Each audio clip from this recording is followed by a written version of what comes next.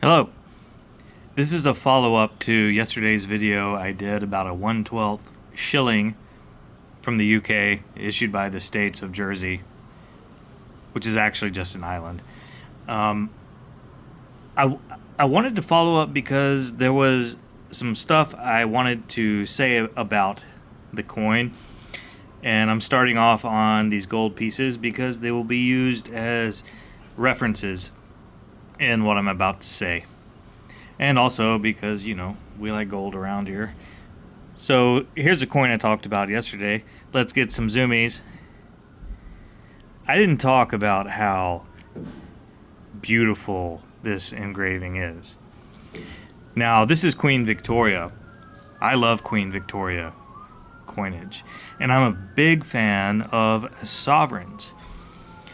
So I immediately recognized that this portrait on the coin of Victoria seems to be based on what is called the young head engraving of Victoria, which is on many sovereigns, such as this one.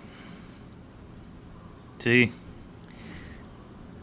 So Victoria was thought to have sat for this sculpture when she was about 15 years old. Now, the engraving on the Jersey coin is beautiful as far as the hair. You will notice that she's wearing a tiara. And this coin was produced in 1877. So another coin that was in production at that time is what is called the Coronet Liberty by Christian Gobrecht.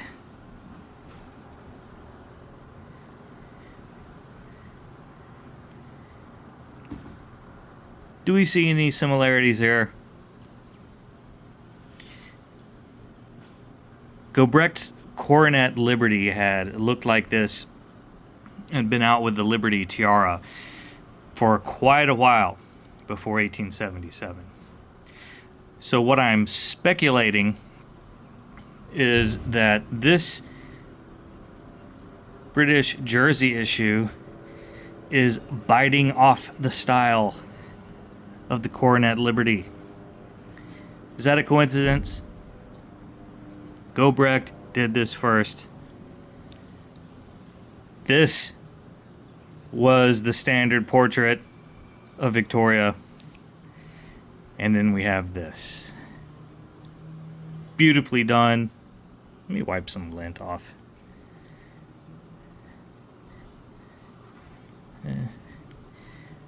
Beautifully done, but the addition of this tiara unmistakably influenced by Christian Gobrecht. I had to point that out. Just because I'm such a fan of engraving and medallic art, I needed to make a separate video for this. This is a beautiful engraving by the Royal Mint. Well, actually, it was contracted out to the Heaton and Sons Mint in Birmingham, but is definitely a tribute to the style of our engraver, Christian Gobrecht, third chief engraver of the U.S. Mint. And lastly, I mentioned how it was kind of a weird denomination on this coin, 1/12 of a shilling. That makes it equal to a penny.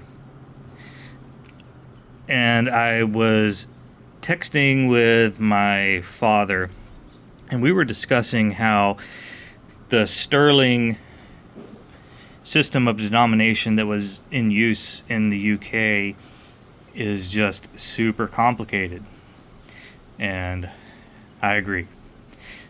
So I figured I would include a primer. I don't claim to be an expert, but the foremost thing that you would want to keep in your mind when talking about old-ass British coins is that, unlike us, we use the concept of a base 10, where 10 of something equals something. 10 pennies equals a dime, 10 dimes equals a dollar. Back in the day in the UK, their base was a dozen. So a dozen of something equaled something else.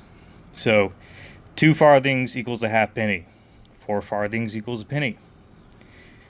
A pound was 240 pennies. Consider that 2 dozen of 10 pence.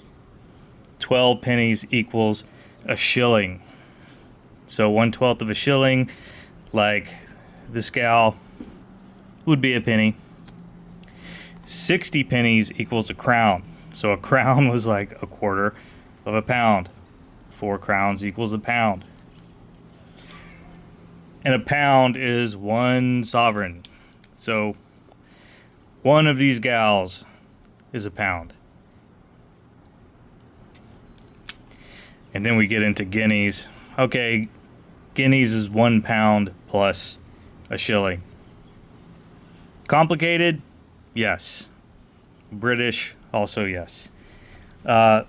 Let's end on these 2 girls. Both Victoria. This is young head Victoria. This is what they call old head Victoria. She's wearing a veil because she's in mourning of her dearly deceased husband. There is one that is supposed to go in the middle that is called the Jubilee head, and that was minted upon Victoria's 50th year in reign. And they're kind of hard to find at a good price, and that's why I don't have one. But my collection is starving for a so-called Jubilee head Victoria. Love these sovereigns. British coinage is crazy. You guys are way too complicated. I need you to apologize to the world for that if you are British. All right, that's all. Cheerio.